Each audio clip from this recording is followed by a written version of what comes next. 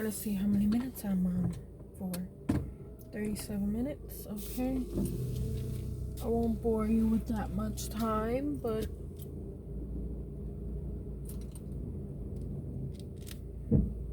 I gotta fix my brakes or whatever's going on. Because my brakes are good, but yet it makes a weird noise. I don't know. Anyway, how you guys doing? Hope everyone is doing well. I went to the doctor the other day to do my routine blood work, and there's like a paper that you write on your, if you have any symptoms, whatever, what brings you in, and I put on their runny nose. I checked off runny nose, just to be honest, you know, but I wasn't feeling ill or anything. I was just there for routine blood work. And then he's like, oh no, you need to go home and come back when you feel better. I'm like, well, first of all, you're the doctor. Like, what? That doesn't even make sense. Shouldn't you be treating me if I'm sick? You know, he was worried about getting the coronavirus. But I just have a cold. I don't have the coronavirus. And he just refused to take my blood. I'm like, I came here for my routine blood work, which I actually had to be rescheduled because last time I came in for the blood work and I wasn't being seen for that. So I can't be waiting more time to do this routine blood work I do every 6 months. I have to make sure my levels are within normal range and my medication that I've been taking for so long is working. So I'm not leaving here. I mean, you know, I assure you I don't have any coronavirus. I'm wearing a mask and everything. Can you please do something about this? And then it just took like 20 minutes for them to figure out if they wanted to do blood work for me. And finally the doctor says, he comes out and then he does my blood test in the lobby, like, and he drops the vials and everything on the floor. I'm like, come on, guy, get it together. What's your problem? Like, something must have happened, or he's paranoid about this virus. He's wearing two masks on his face, and he's telling me the mask that I was wearing is inappropriate and it only protects myself and it doesn't protect him from getting the virus. And I'm like, oh, okay, so I shouldn't wear this mask. I'm thinking, well, okay, fine. I didn't mean it in any negative way. I didn't mean it against him to protect myself. I didn't mean it on purpose. So he's just like, you know, gave me an attitude about it. I'm like, all right, guy, I need my blood work. Let me know when it's ready. And I need to go out of town for a few months. So can you please put in my prescription further into the future, because I'm gonna need additional prescriptions to be filled while I'm gone. So yeah, okay, finally he did it, but it's ridiculous, right? Yeah. I don't know. The coronavirus is still looming large here in the United States for the most part. Schools are closed still. It's just, this is a mess. My kids have not been socialized for a year now. They've been out of school. They're having all kinds of problems because of dealing with my ex and his psychotic delusions on what he wants, this ideal lifestyle, that he found this ideal woman, you know, the new supply, but ended up she kicked them out with my kids. So, you know, like, this is traumatizing for them and unnecessary. Like, if he would have just left us alone, they wouldn't be further traumatized and put in these situations. But a narcissist cares only about themselves and nobody else matters, and it's like a lifeline for them that they need to have things their way, and, you know, they need to get praise and attention. And it's just, it's really, I don't want to play this motherfucking, I don't want to play this game. I don't think that I was brought to life to deal with somebody else's games and playing games on me all the time. Like, what the hell is this shit? and they're getting away with it, and that's what really bothers me, is them getting their ability to get away with such things to people. It's horrific. And I don't even understand why.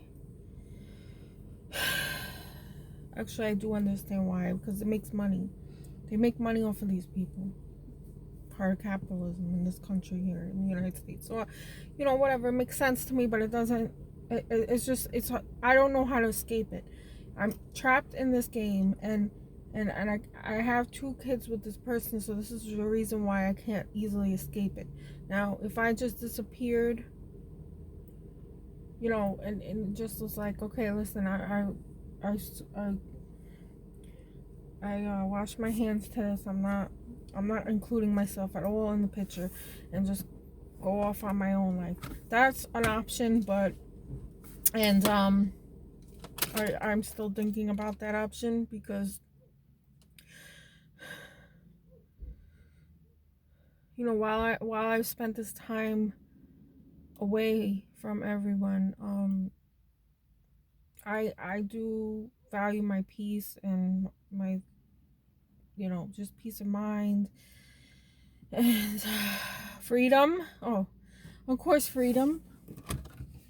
To do whatever I wish, however I wish, without somebody luring over me, like looming over me over every little detail, like what I'm doing. And it's just, I spend too much time like that, where everything has to be perfect or a certain way. And when the narcissist isn't having things their way, then I gotta pay for it, and then somehow I take in all the blame, because it feels like it's mine, because the narcissist will shift the blame onto you and make you feel like you are the one to blame, and you take on the shame and the negative feelings that they're having. And just was like, I had enough of this. Like, this is gonna kill me, being in this situation. So I don't know how many times I left this person. It's been quite a few times. I mean, at least 6 or 7 times.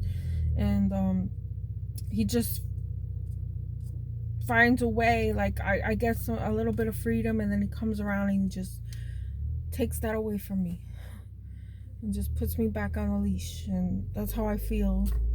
And the divorce was very restraining. Actually, divorce made my life harder, and now he's under more control. So make sense of that. Because the reason why, because he has custody of the kids, so he has complete control now over my children, my relationship with them, my interactions with them, everything. It's really, this is becoming very unbearable. And being between a rock and a hard spot. Like, how do I function and survive life with this hell in my, like, this captivity that I'm in? Like, I'm free, but I'm not free, like, it's so insidious and evil. And no, but because nobody could see it, nobody, like, if somebody's held captive somewhere, I mean, and call for help, and if someone notices you, they're gonna try to get you loose and get you free with by any means necessary. They will help you.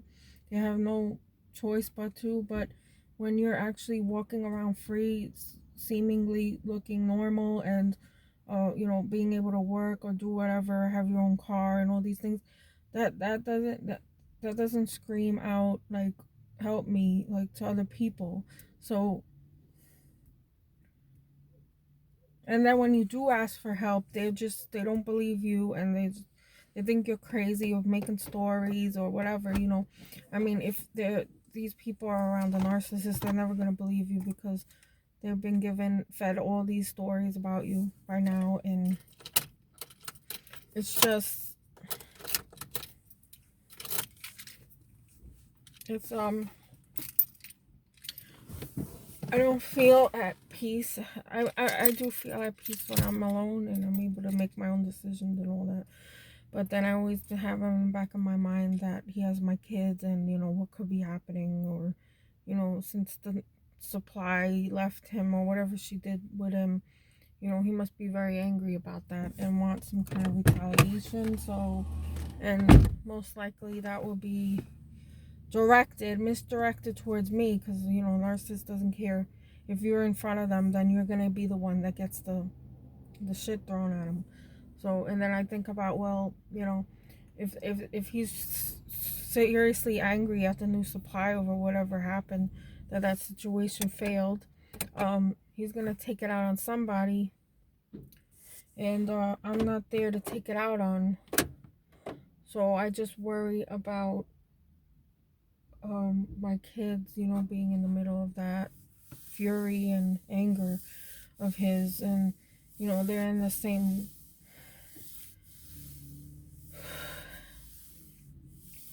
There's no replacement now, and narcissists don't live alone. They don't do well alone. I mean, eventually, due to old age, let's say my dad is pushing 80 right now, and he's a narcissist, but and he lives alone, but he just completely deteriorated. Like, the whole place is just falling apart.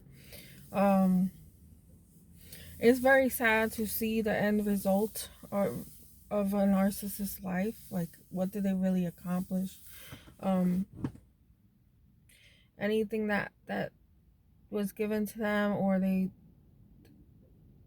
received, they just threw away. Like, my dad, he had multiple children. Not one of them does he care about or love, because he's a coward, and he's always been a coward.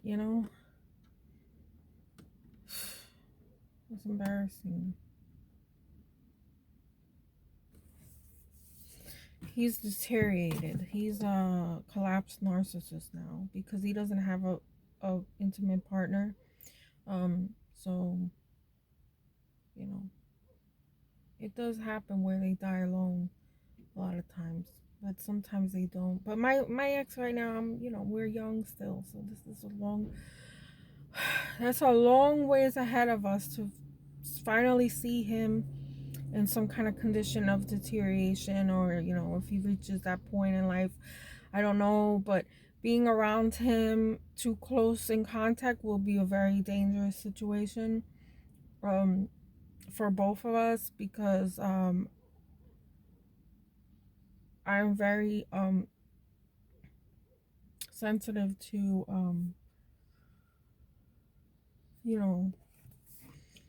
to any slight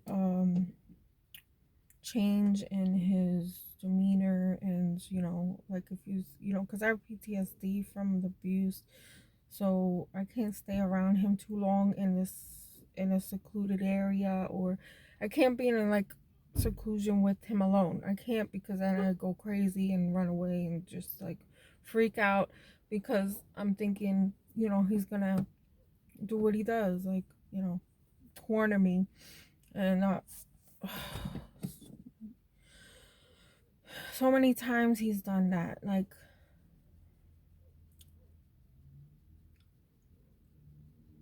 and now he has a job where he carries a gun, and he also owns a firearm. So yeah, the last time I left him, he didn't have a gun, and now he does. So no, I don't want nothing to do with him physically in the same spot, in the same proximity. So I don't know what I'm gonna do, but since I have to now travel to where he brought my kids and is living now, which is in another state, just thinking about it gives me bad anxiety. But so how do we arrange the exchanging of the children? I don't know, because they don't follow the rules. Like, he's not gonna follow court orders or anything. So I dread the idea of me appearing there and not getting any justice of, you know, any time with my children, or acknowledgement that sorry, I'm not feeling good. You know, no acknowledgement that I'm even there or exist. So you know, he's just gonna give me a hard time trying to see and be and have retain the relationship with my children, which I have. So he's just gonna stand in the way of that. And I feel like I'm walking into like the lion's den, because I don't have anybody there at all. I have no family, no friends. I know nobody there. I've only been there one time. And this is what a narcissist does. They like to develop their narcissistic space, like, you know, proximity. And he's done this in every state he lived in, you know. And it's crazy. Like, he actually thinks he owns the state, or like he's the ruler of the state. These people are so far gone delusionally. Like, he's the king of wherever he conquers. Like, he conquers territories. I don't know, like maybe there's something there in the bloodline, because this is just bizarre to be that kind of person. Like, we don't live in ancient times, you know, like discovering America and conquering countries. And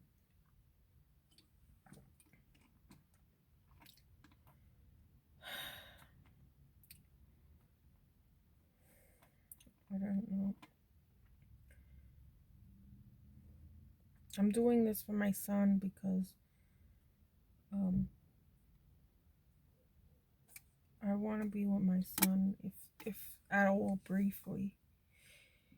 Anything that I'm able to get, I will take right now. You know, I'm not planning to go there and um fight this person. But anytime I'm around him, all my emotions come out, because of how hurt and just devastated I am by the whole relationship and what has happened, and the wasting of my ability to have children with somebody and have a family. I will never do again with anybody else. Like, I'm not going to make a new life with somebody and have more children. That idea is out the window for me now, because in my eyes, I only feel loyalty towards one person and one goal, and he ruined that for me. So he still wants to ruin it. He's still going. It's hard to realize that you gave your heart and soul to somebody. You think on a different wavelength. Like, you literally have a different mindset as a person you thought had the similar mindset and was workable, and you were going to work through everything in a relationship together and have children. And it's just if people haven't gone through this, they don't understand, like, how devastating it is, and life changing and ruining.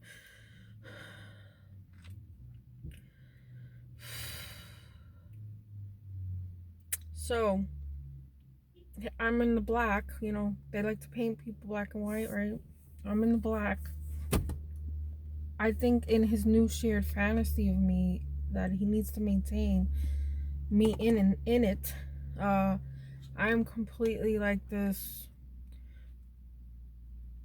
no good. Who knows? Like, in his mind, I'm like the worst you can think of, like the worst of the worst.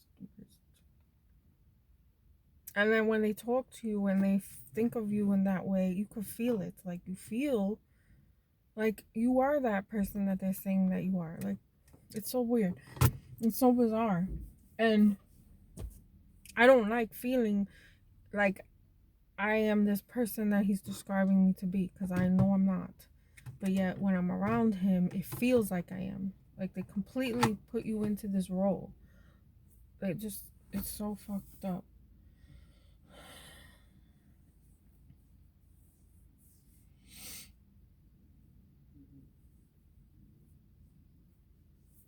So, and it just drives you to a point of like wanting to kill yourself, because like, damn, you really are this no good person. There's no good character. Like you did this and that, and this was the reason why you did it.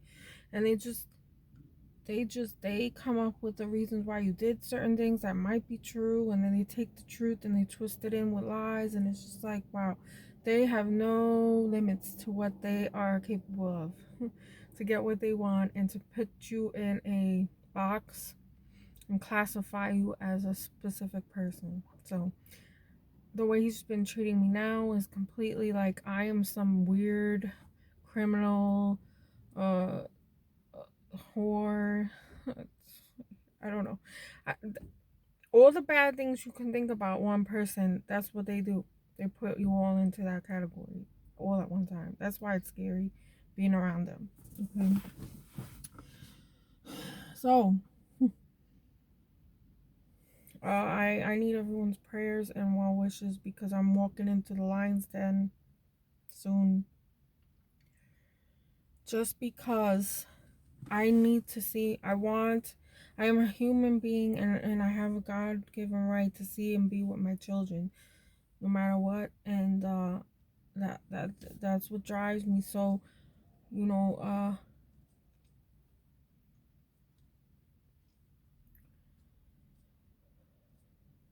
my daughter, thank God she's getting older to the point where she could on her own, travel to see me or whatever. I hope that his grip on them isn't as tight as some narcissists can really hold you down, like grip you tightly in this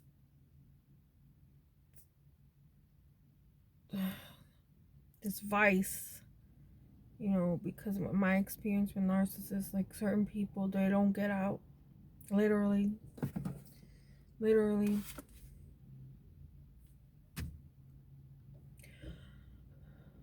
So please pray for me. I got a long journey to go. I got a long travel actually to get to my kids, and hopefully I don't get sabotaged. And I'm expecting a lot of resistance and restrictions and all that. I expected already in advance, but that's why I learned also from my DBT skills, which I used to be in the program for the cope ahead mechanism, where you anticipate whatever's going to be coming ahead of you, and you're able to come to terms with it now, and just kind of calm yourself into that position, into the situation. Like, you prepare yourself. So that's what I'm doing. I'm so thankful for learning these skills that I learned in DBT, which is like really life skills that being from a dysfunctional household doesn't teach you these things. So I'm grateful for the time I spent in the program. And there's so many others there's so much that I have not covered yet in DBT therapy, because I had left it and I would like to return back to. And we'll see what happens with that. But yeah, so that's what I'm doing. All right, thank you guys for listening. Hope everyone's doing well and safe. Please like and comment to encourage me to make these videos, and subscribe to me if you haven't already. Thank you guys. Bye.